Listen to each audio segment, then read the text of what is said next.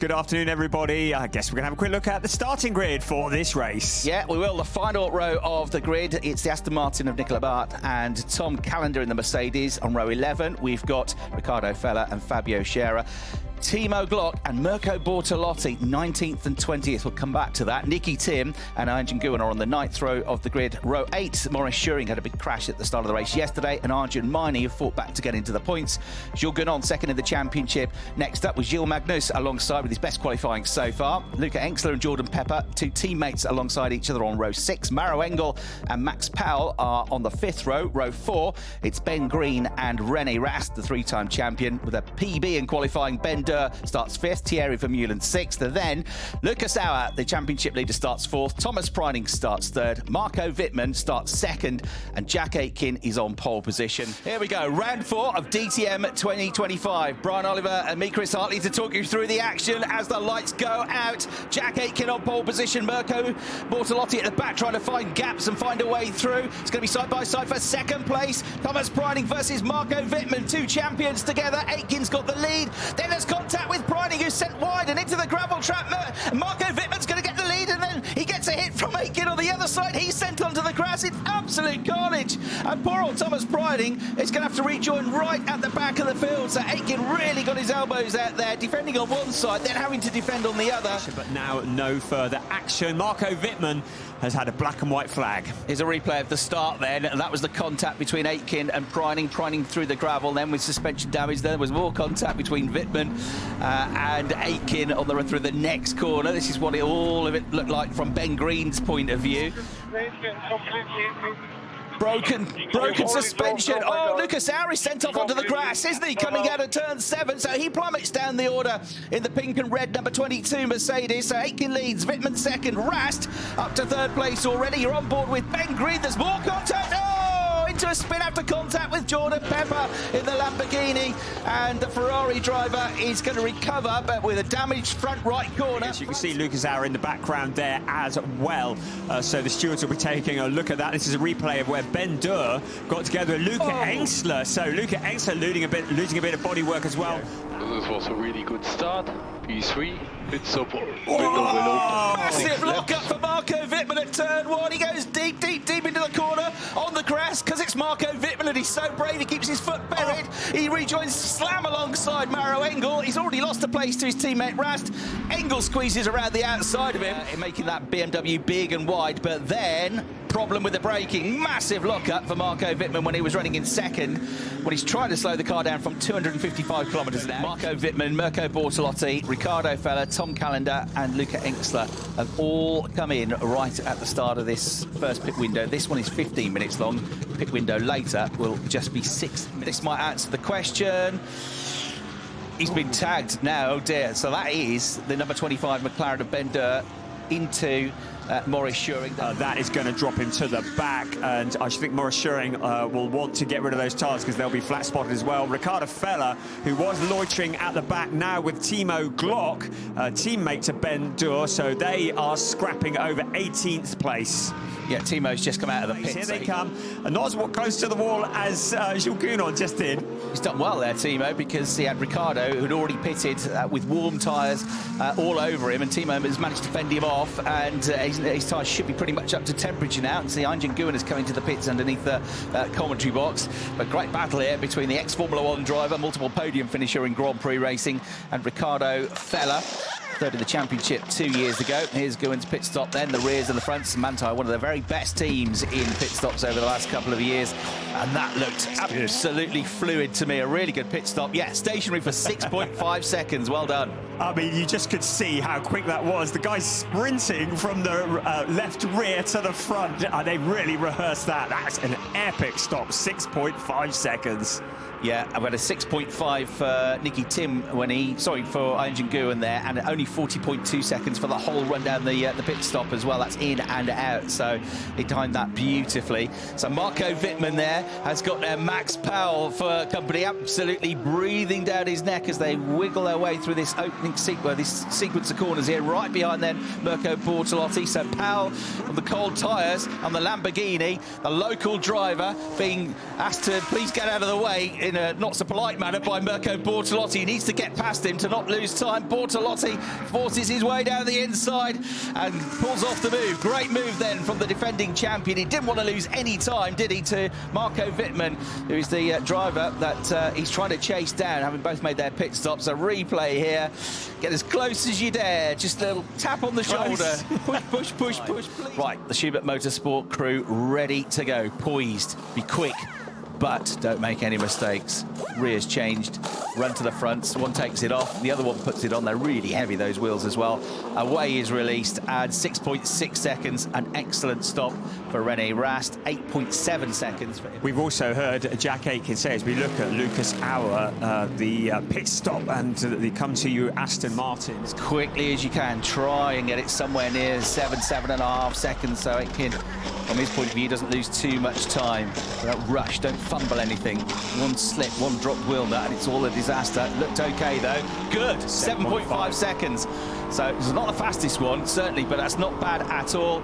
Engel's pit stop 7.8, Pepper's 7.2, very good as well. Rast was 6.6 though, so if it all plays out, 1.1 second difference here. René Rast, tyres warm on the Ferrari, the tyres are cold, and Jack Aitken is trying to keep the BMW behind him, but it's not working at the moment because here comes René Rast trying to come around the outside to get the inside line for the left-hand turn at turn 11. Rast is going to go through, he'll go a bit wide, and there at the end of this lap, the Ferrari's lap times should get better because the tyres will be up to temperature. So that's why we've got a safety car, and it's a brush with Maurice Schöring, and that's how that rear bump. Jules on 13th to 8th, Engin Guwen 9th, Marco Wittmann 10th, Gilles Magnus on course for points in 11th.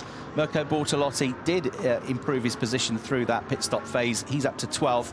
Maurice Schöring on for some points in 13th. Fabio Scherer on for some points in 14th. And Max Powell on for the last championship point at the moment in 15th place. Look at a replay of Jules Guwen, Aitken Guwen having a little dicing match with each other. Pit stop 8.6 for Guwen. That's why those two switch positions. Right, poised, ready to go. Deep breath, everybody. Even this is absolutely critical. Rears off. Fronts off, new front tyres on, drop them off the jacks. Rast's already underway, Aitken is underway now, and Rast is going to stay ahead and be further ahead than he was, but Aitken has got out ahead of Engel and dropped out of the car yesterday, and Maro Engel's gone wide off the road and three abreast, because Jules Guwen at the same time he's down the inside of Jordan Pepper. Crikey, that was close, but he's got through. Just breathe in, hold tight, and just hope nothing happens. Moment for Maro Engel there. We saw him just overcooking it, just near the pit entrance. He went wide, kept it out the gravel, but then rejoined right by Jules Guwen. Guwen, very brave. The fella, well, it's got number 7, but it was number 8, but it was number 7, wasn't it, Magnus, that was sent into the spin. Right, here we take go. Long, is he? He's already responding to that. He's on the inside of Thierry Vermeulen and through into turn 1. The yellow Mamba claiming another position. Yeah, straight in there. First chance of asking, he's gone through. He's absolutely flying, isn't he? He's at 5th place now for Jules Guwen from 13th on the grid. Here is Maurice Schöring in the orange Manthey Porsche Junior, trying to get ahead of the reigning champion Mirko Bortolotti, and also trying to defend from Max Powell, who's just slotted ahead of Niki Tim by the looks of things. So they're all having a great battle just on the fringe of the top 10 here. Max Powell throws the Lamborghini down the inside on the way to turn 6. He's going to make the corner and get ahead of Maurice Schöring's Porsche. I think he might well have done. Yes, he makes it stick on the way into the right-hander at turn 7, but Maurice is hanging on bravely around the outside here. 2, will it fit into 1? Not without kicking up some dust and some grass. Germani's watching all the drama unfold as well in this race. He's now on the tail of Timo Glock. Oh, contact! And into the gravel trap for Miney. He's made contact. He's gone straight on. Oh, come on, keep it going. Just about keeps it out of the barrier. Germani rejoins. Yeah, he was a bit squeezed there, wasn't he? So on the grass, and on the grass when he braked, which was what sent him absolutely sideways and straight on into the corner. So you're on board with him now. He's going to cut to the inside, and then Timo tries to defend. 2 don't fit into 1. Contact. Glock carried on, but then straight into the gravel trap, and he did a magnificent job to keep it out of the barrier, didn't he? He looks like he's laughing. I don't think he is. No, I don't think he is, probably Brian. grimacing. No. I can just see him pushing as hard as he can. It's going to be 3 for the win here in the last couple of laps of the race. And Rasti's going to have to make that BMW the widest BMW in the whole of Germany if he wants to keep that Ferrari behind him, because there's absolutely no doubt about it. The Ferrari and Jack Aitken is the quicker combo at the moment. Jack knows it. He's got the bit between his teeth. He can sense a victory. I don't think Jack Aitken could care less about finishing second place when there's a chance to win.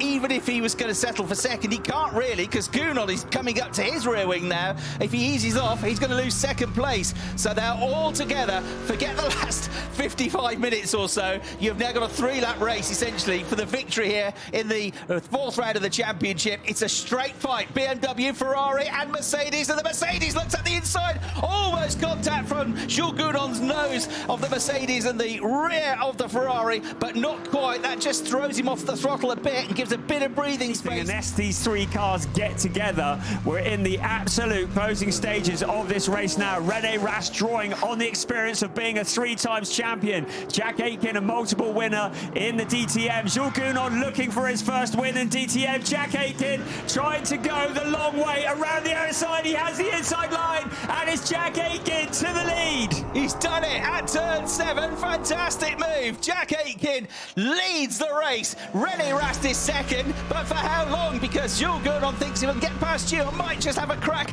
at winning the race here, and he's got the gap. The BMW goes a bit wide. There's a bit of contact. Gunod is trying his best here, but Rast is having none of it. He just about stays second. Just the last couple of corners to go for Jack Aitken, and it sounds easy. Pole to win. It has been anything but. What a fight, and what a fight we're going to have for second place. Jack Aitken's going to win the race, but it's going to be side by side for second. Gunod has got his nose in front. It's going to be nip and tuck here. They're absolutely together as they go across the finish line. Who's got the verdict? It's a photo finish. Rast by 45 thousandths of a second hacks on to second place. 45 thousandths of a second. If Monaco and the Indy 500 and the Coca-Cola 600 are anywhere near as good as that, I will eat my hat. What a finish. Second place, absolute photo finish, and it just went the way of René Rast. You can see how close it was. Foot, I can imagine both of them had their feet. Thierry Vermeulen 7th, Marco Wittmann in the wars and brake issues, but he still dragged an 8th place finish out of it. Lucas Auer 9th retains the championship lead, and the first points of the season for Timo Glock in 10th place. Likewise, first points of the season for Maurice Schuring in 11th, so well done to those two. Ricardo Feller having a pretty horrible race, a lowly grid, but he managed to get some points as well. 12th place in the Audi. Ben Durr 13th, despite everything that went wrong for him in that race and all the contact and the penalties. Nicky Tim 14th, Engin Nguyen, the other point scorer, in 15th place. And we lost Bart Scherer. The trophy presentations followed, of course, by the champagne spray. Gert Enser from the ADAC presents the winner's trophy to Jack Aitken, who holds it aloft, punches the air with the broadest smile on his face, and quite right too. Our remaining trophy is now to be presented to our other podium finishers. Carsten Schultz will now present the trophy to our second place finisher. A noble effort from René Rast. Disappointed to win, but then on the other hand, relieved that he just about, by the skin of his teeth, held on to second place on a drag race to the finish. Reminiscent of the fight that we saw with the closest ever finish for a win on that occasion. With Nico Muller and René Rast at this very circuit. And the third place trophy to Jules Gunod, who is, as Brian has said all along, absolutely going to be a title contender. So Lucas Auer only 6 points clear now, but he is the championship leader. Jules Gunod closing in after that result. And then it's Jordan Pepper back up to third on 55 points. Maro Engel on 52 points, fourth. And Jack Aitken now up to fifth in the standings, having started the weekend ninth. He's on 49 points. René Rast is there in sixth place. And a few drivers, Timo Glock, Maurice Schuring and Fabio Scherer, all now into the points for the first time this season.